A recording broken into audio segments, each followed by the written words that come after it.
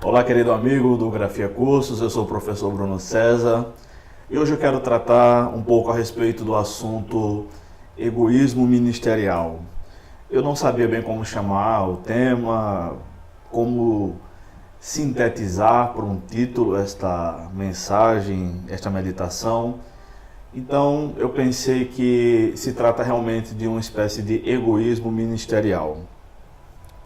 Estou falando de alguns aspectos de determinados ministérios que acham que o ministério que esses irmãos desenvolvem deveria ter uma exclusividade, ou seja, a pessoa trabalha com determinada área no reino de Deus, Deus o chamou para aquilo, o direcionou para aquilo, e de repente essa pessoa ou este grupo acha que essa tarefa, responsabilidade de todos os cristãos no mundo todo.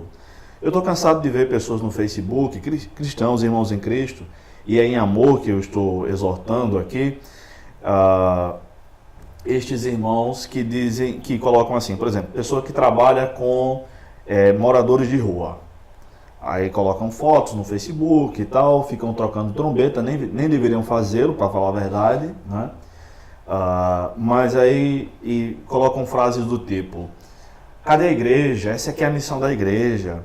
Tanta igreja gastando dinheiro com templo, com prédio, gastando dinheiro com outro tipo de prioridades e tal. Deveria investir todo o dinheiro aqui em ajudar os pobres e por aí vai. Isso acontece com pessoas que trabalham geralmente com pessoas mais pobres, mas também acontece em muitas outras áreas do reino de Deus, viu? É interessante que esse egoísmo ministerial, na verdade, é advindo de uma miopia bíblica, de uma miopia das Escrituras.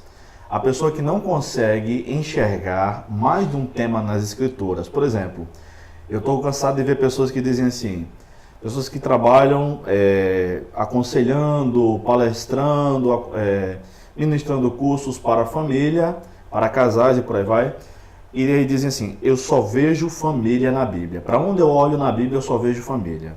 Ou pessoas que dizem isso em relação a missões também.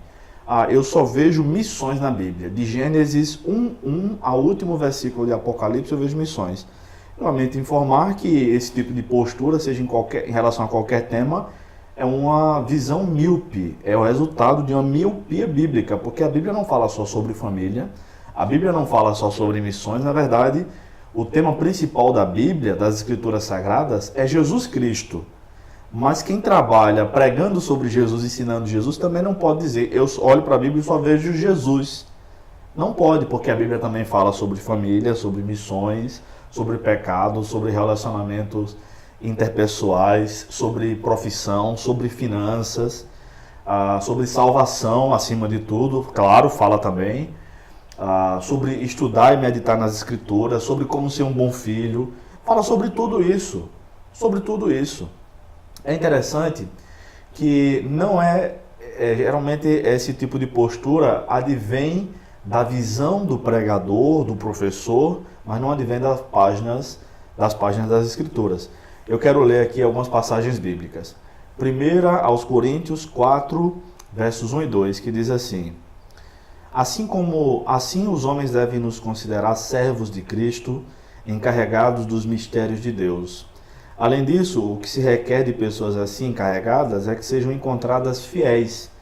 Então, o que Deus espera de cada um de seus filhos, de cada um de seus servos, é que façam aquilo para o qual foram chamadas com fidelidade, sabendo que estão fazendo para Deus, que deem o melhor de si, mas também que não fiquem perturbando outros servos de Deus com aquilo que eles fazem.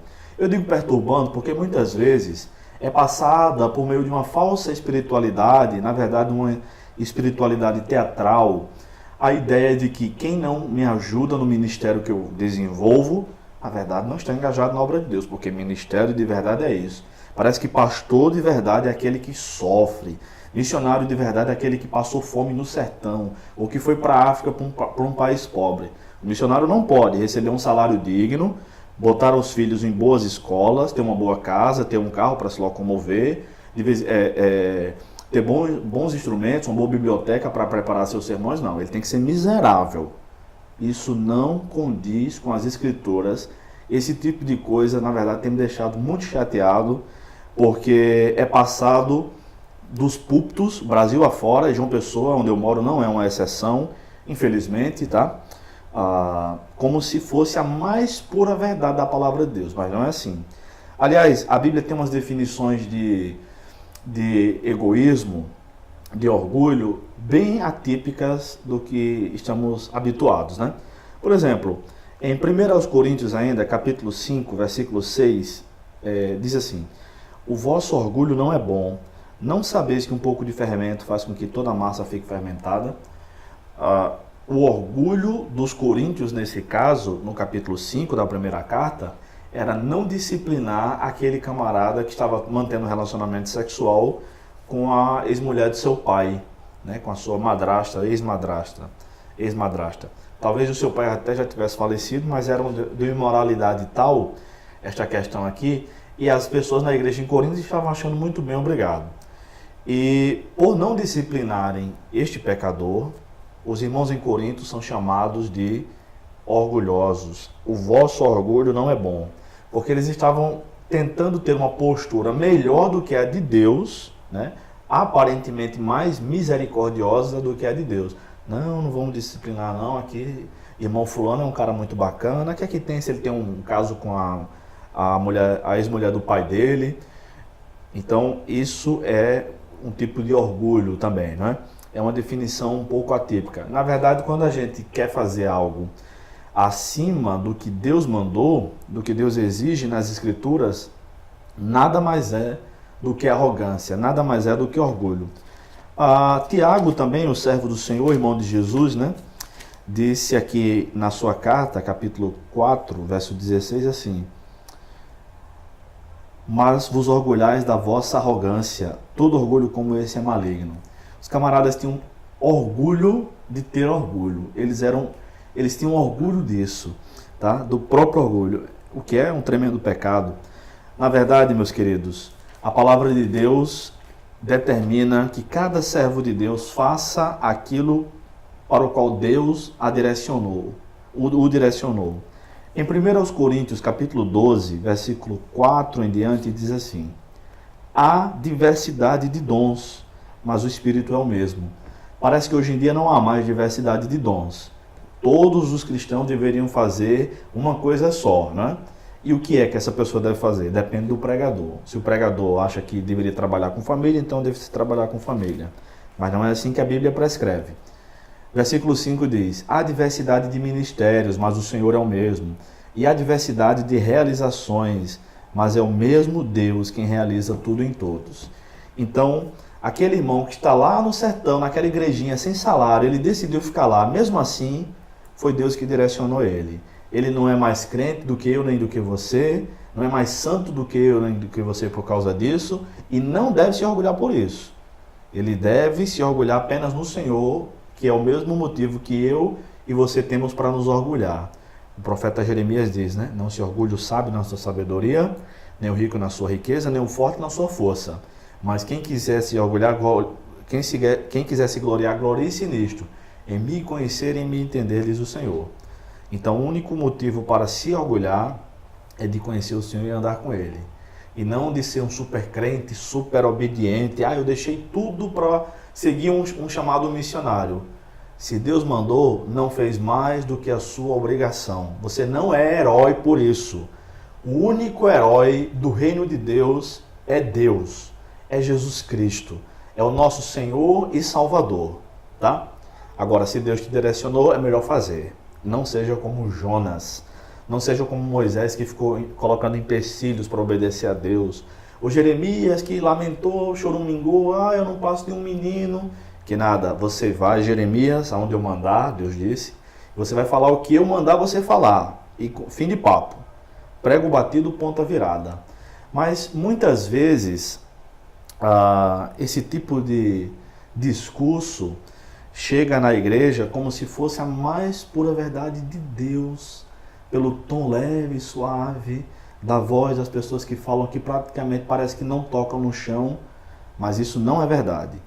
Deus chamou cada um de nós para fazer uma obra no seu reino. Se não fosse assim, a obra de Deus não teria como avançar. Aquele que é enviado, um missionário, ele vai porque houve treinamento, houve capacitação, há quem o sustente em oração, há uma monitoração, um pastoreio mesmo à distância, há pessoas que estão ofertando para ele, e essas pessoas que estão ofertando estão na igreja local, estão trabalhando, estão pegando um ônibus lotado logo cedo, ou não, estão indo de carro, ou de metrô, ou a pé, ou estão trabalhando em casa, mas estão trabalhando, estão vendendo produtos, estão criando coisas, estão imprimindo livros, estão vendendo, pagando suas contas, sustentando financeiramente a igreja que fica e fazendo com que a oferta missionária chegue até aquele, tá? Então, quem vai não é mais santo do que quem fica.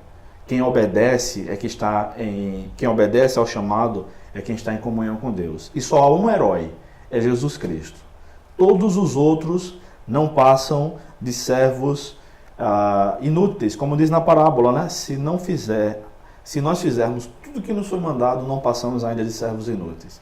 Então é melhor, irmãos, parar de arrogância espiritual, egoísmo ministerial, fazer aquilo para o qual Deus nos chamou para fazer.